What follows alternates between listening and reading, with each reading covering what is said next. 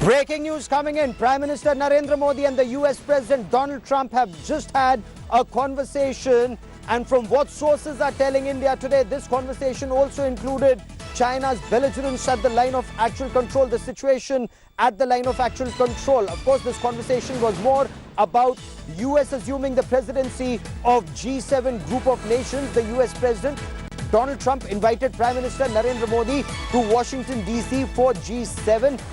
There was also a conversation about how India and the United States will together combat the coronavirus pandemic. Other developments across the world were also discussed between Prime Minister Narendra Modi and the US President.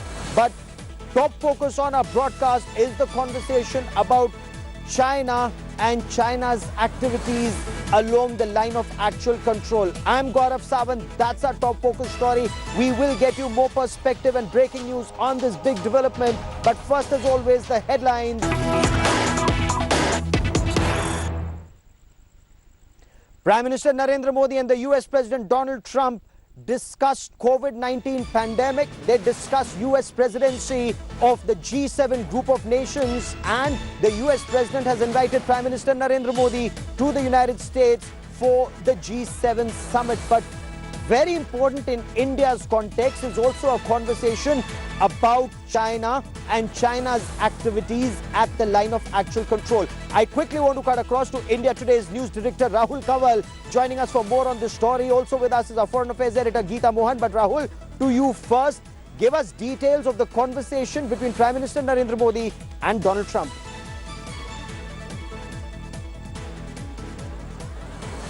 Gaurav, the sense that viewers need to get out of the press release that was put out is the fact that Prime Minister Modi and the American President spoke amongst various issues about the India-China border situation.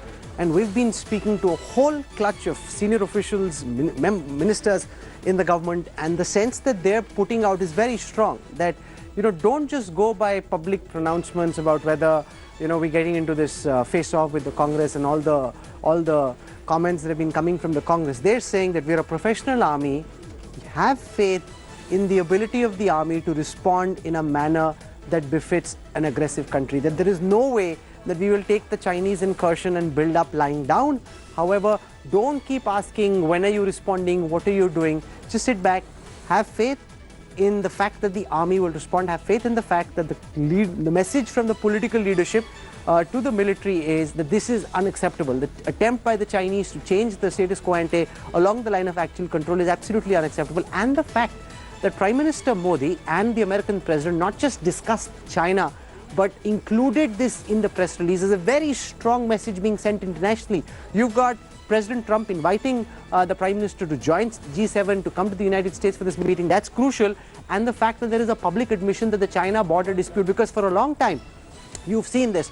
There's been an effort made to try and downplay the situation, make it seem as if there is no problem. The fact that the Indian Prime Minister and the American President are even discussing the China border dispute, is ample proof of the fact that you've got a major problem on your hands. Secondly, that's no reason for panic. The Indian Army is a completely professional army. They're building up, and you've been reporting a lot on that, Gaurav, on your show and elsewhere, that we've mobilized troops, that there is no way we are taking this incursion lying down. This attempt to disturb the status quo ante is not acceptable. And that having been said, sit back and allow the military to do its job. That's the message from the senior most officials in the Modi administration. Have faith in the government, have faith in the army, allow them to do their job. Absolutely. Rahul, stay with me. Let me also bring in Geeta, because Geeta, the world actually expects India to play a much bigger role. It's not just about one situation on the Himalayan borders. India is expected to play a much bigger role from North Arabian Sea to South China Sea. So somewhere down the line, we would also see the Navy stretch its sea legs. Well, that's right. India is not, the world is not expecting India, Gaurav, that India is already playing a very important role. That is emphasized by the fact that President Donald Trump, in his conversations with world leaders, counts a conversation with Narendra Modi as one of his top priorities. He's been talking to leaders from across the world, and this entire counter-China move of President Trump, India is a very important aspect given the geostrategic position, and also the position of India globally today. The conversation, the details of the conversation, if you see, are on three major points, Gaurav. One is COVID-19, where India already has played a very important role vis-a-vis United States of America. Then the G-7 expanded grouping, where China has been isolated, and the United States of America wants other countries involved, including India. India was a special guest even last year when French President Macron had invited him to France. And then finally the India-China border situation, where we do know that President Trump has mentioned the issue as a situation where China's aggressive posturing is quite visible. We also are given to understand that India has been conveying to the United States of America that it's a bilateral issue and will have to be resolved bilaterally. There can be no third-party intervention. We do not have details on whether that specifically was told to President Trump by Prime Minister Narendra Modi, but that certainly is a sense that has gone out to Washington, D.C. Oh, absolutely. And Rahul, the messaging by the army is also very clear, as you rightly point out. The build-up that's taking place, the messaging by the government, or more important, the party. Two BJP MPs attended, whether it was virtual swearing-in of Taiwan's president. There is subtle messaging, subtle but strong messaging on ground, Rahul. So, Gaurav, if you look at this militarily, what are India's options? You've got a Chinese build-up. We've already got mirror deployment, which essentially means that we've got as many troops as the Chinese have just opposite where the Chinese are currently sitting. Now, if you try and push them out forcibly, we've seen some images of fisticuffs and rods and sticks.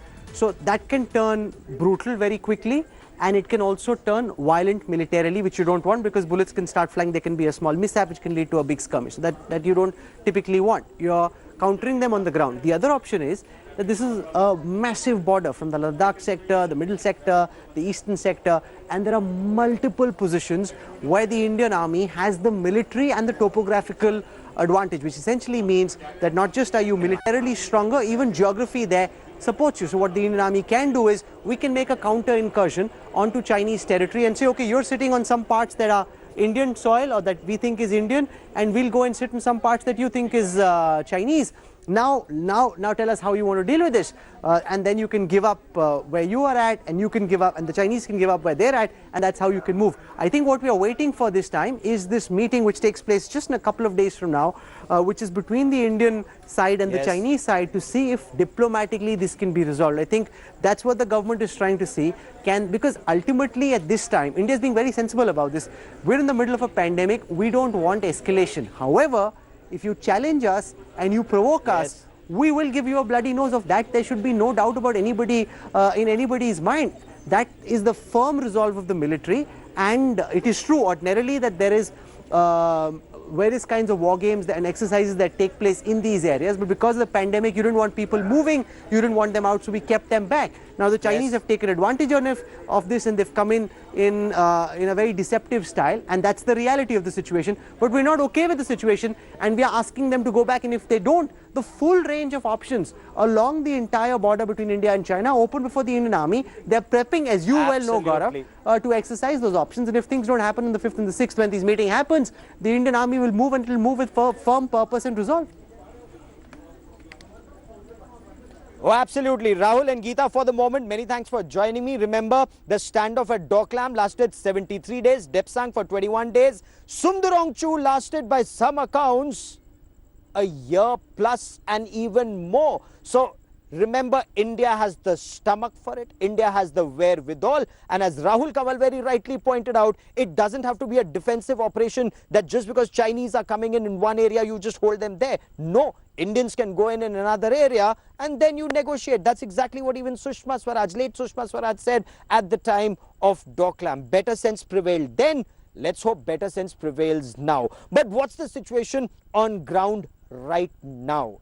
There is satellite imagery, and there is an intense face-off about what those satellite images say. Different interpretation of that satellite imagery, but this is by far the most authentic account of the situation on ground zero.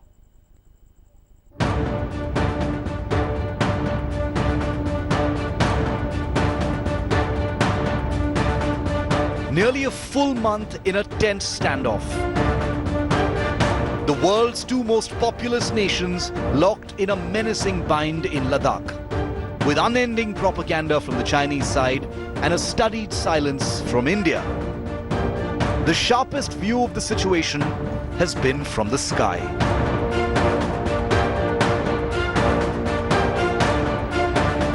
But by far the most sought after, viewed and discussed have been these images by an open source intelligence expert who identifies himself or herself simply as Detres Far. Real name, location and all other details remain masked for obvious reasons. This is a sensitive topic involving powerful agencies and nations. Employing commercial satellite imagery and open source reports, Detres Far's daily feed on social media has provided the most precise updates on the troop standoff. Each image explained in mesmerizing detail. Like this image of the Chinese build-up in the hot springs area, one of the 4 Ladakh flashpoints. Or this set of images appearing to capture Chinese boat movements on the Pangong Lake not far from another standoff point. Or this very viral image of India beefing up its forces near its positions at Pangong So and Gogra in response to China's border actions. Then there's this hugely followed image showing Chinese units climbing upwards from the base area at Finger 4 or 5 at Pangong So, creating a new trail. And finally, these fresh images of the large-scale Chinese activity near India's Gogra post. While his open source intelligence analysis has spoken for itself, Detres Far has also gained validation with his work used by several large media organizations. Linked to a larger intelligence and imagery company, Shadowbreak, Detres Far has chosen to remain anonymous. But it is only to India today that he's agreed to speak in an exclusive interview. From the shadowy secret world of open source intelligence, the images finally have a voice. In Delhi, Shiv Arur for India Today. Shiv Arur now joins me for more on this story. Shiv, help us make sense. What's the current situation at Pangong So or Galwan Valley for that matter? Did the Chinese come in and quickly retreat, or are they still holding ground in that dispute? Satellite imagery has provided a very visual, visible element, in the absence of any detailed views from the Indian government, and a lot of propaganda flooding social media, especially, from the other side, from China. So what this particular open source intelligence expert, Detres Far, has actually put out is the most detailed imagery capturing literally on a day-to-day basis what's actually going on. Now, it's very interesting because his imagery and his analysis suggests that there have been no there is no occupation. There have been some intrusions, but they've actually gone back. Or very importantly, also says that China has been caught off guard by India's reciprocal actions as far as infrastructure is concerned, and that they've actually also been slightly stunned by India throwing their own playbook back at them. So India mirroring China's mobilization, their own build-up, is something that he says is very apparent in the imagery that he's looked at. So this is going to continue. The very interesting takeaway from all of this, he says, is that there are many, many gray areas. The images have mesmerizing detail, but there are many gray areas. There are many parts of the line of actual control which are completely undefined. You've had Defense Minister Rajnath Singh today say in a television interview that that large numbers of the Chinese are there. The first time he's actually commented on those numbers. So the gray areas definitely exist. Yes. Talks are continuing between both sides, but imagery of this kind is really going to give us a daily running commentary, Gaurav, on what's really happening on the ground. Oh, absolutely. Shiv, for the moment, many thanks. But remember, this isn't a T20 match that you'll see results quickly. This could go on for some time. And remember, the person with the maximum patience actually comes out on top many times. But remember to remain strong and stare the dragon down. Politics now has escalated on this subject, with the Congress party taking on the Narendra Modi government, bringing out old tweets of incursion when the Congress was in power and saying, "Ab kya hua? Let's have the truth and facts on ground."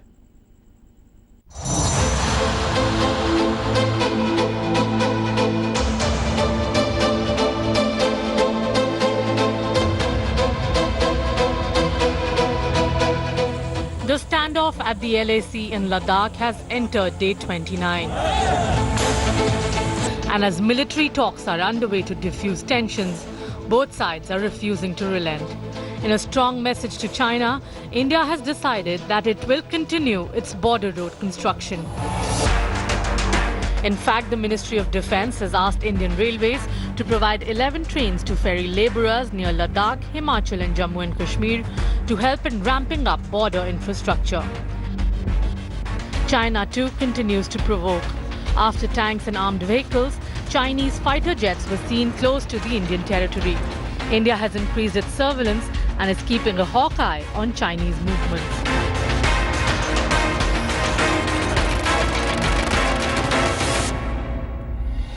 As the border situation remains tense, political temperatures too are rising.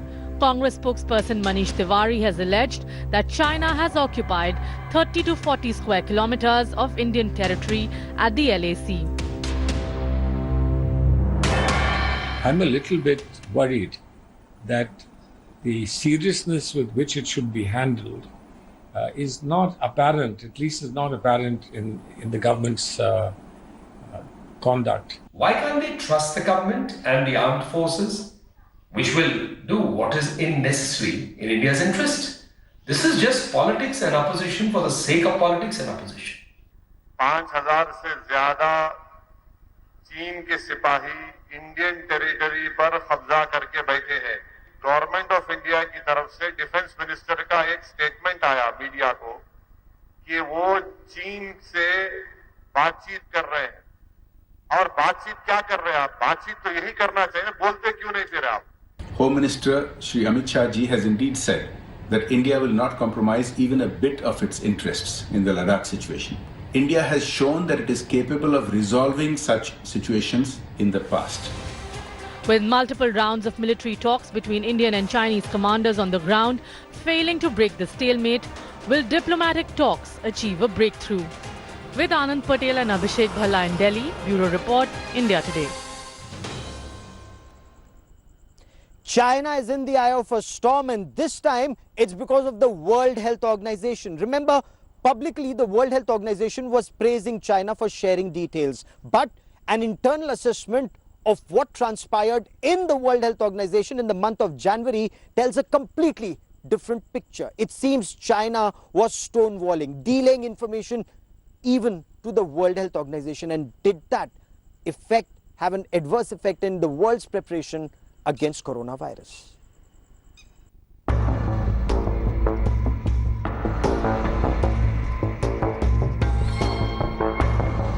The World Health Organization and its chief, Dr. Tedros, are in the eye of a storm for allegedly pandering to China and delaying sharing of information with the world about the spread of coronavirus. But details of an internal meeting of the World Health Organization accessed by the Associated Press seems to tell a different story. China delayed releasing coronavirus information to the World Health Organization. The report says China did not release the genetic map of the virus for over a week. China stalled for at least 2 weeks detailed data on patients and cases. China also did not share details to designing tests, drugs and vaccines. In fact, US President Donald Trump accused the World Health Organization of colluding with China and cut off millions of dollars in aid to the organization. China has total control over the World Health Organization, despite only paying $40 million per year compared to what the United States has been paying, which is approximately $450 million a year. Because they have failed to make the requested and greatly needed reforms, we will be today terminating our relationship with the World Health Organization and redirecting those funds to other worldwide and deserving urgent global public health needs. The assessment, however, indicates that the WHO itself was kept in the dark by China, and its officials lamented they got information barely 15 minutes before it was shared on Chinese state television. The WHO continued to commend China despite not getting timely information, in an effort to coax and cajole it to share more information. Under intense global pressure, China has conceded that there should be an impartial investigation. Yeah, we certainly welcome international review, but the purpose is not to label any country. All countries that are closely covered by the virus should be accountable. We support, together with 120 member states during a Health Assembly, that at a proper time, it is necessary, as any major pandemic, that it's necessary for international community to carry out review. The purpose to sum up experience, to get prepared better for the future pandemic. However, frontline corona fighters are of the opinion that had China shared information on time, effective countermeasures could be taken sooner by the world. We are literally sitting on a time bomb. Had we got this information in time, we would have prevented the human-to-human transmission and therefore saved so many people from falling sick and the economy going into disarray the world over. The report indicts China for not sharing enough data to assess the nature and spread of coronavirus and in turn adversely affecting effective planning to take countermeasures. US President Donald Trump has accused the World Health Organization of colluding with China to hide facts. But this report seems to indicate that the WHO was itself kept in the dark by China. Medical opinion is divided over the complicity of the World Health Organization, but there is near unanimity in the fact that China hid facts from the world and that it's time Beijing is held accountable. With cameraman Kripal Singh in Delhi, Gaurav Sawant for India Today. The other big story on India first, charge sheet filed in the violence in northeast Delhi, the riots that took place. And this charge sheet talks about a link, an alleged link between what happened at Chandbagh and what happened at Shaheen Bagh. Arvind Ojha reports.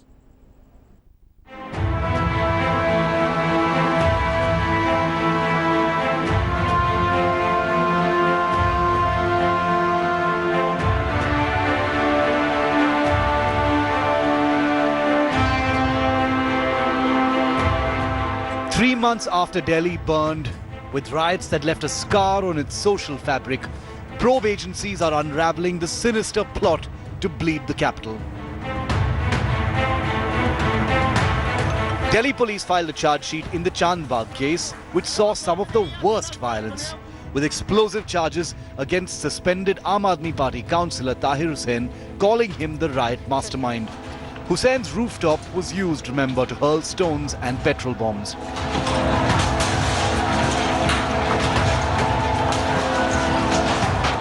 The police say Hussain conspired to arrange and distribute funds of over 1.25 crore rupees among rioters through shell companies. He's also accused of leading a violent mob and even using his pistol.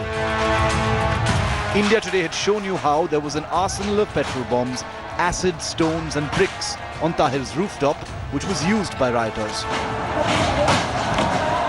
Images released by the police show Hussain allegedly personally leading attacks from his rooftop.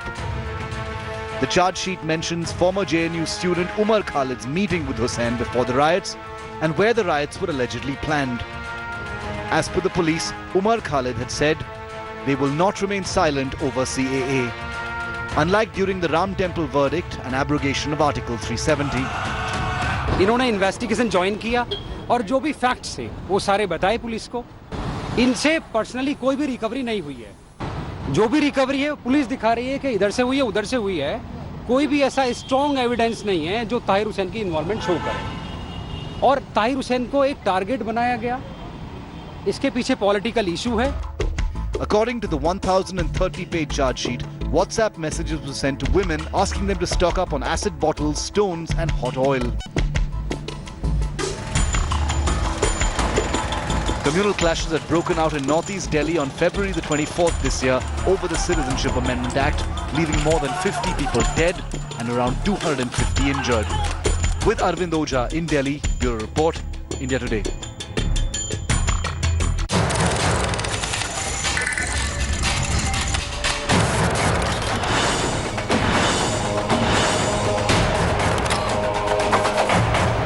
Hi everyone, Preeti Chaudhary here. Hope you like this video. For latest news and analysis, like and subscribe to the India Today YouTube channel. And don't forget to press the bell icon to stay updated. Thank you for watching.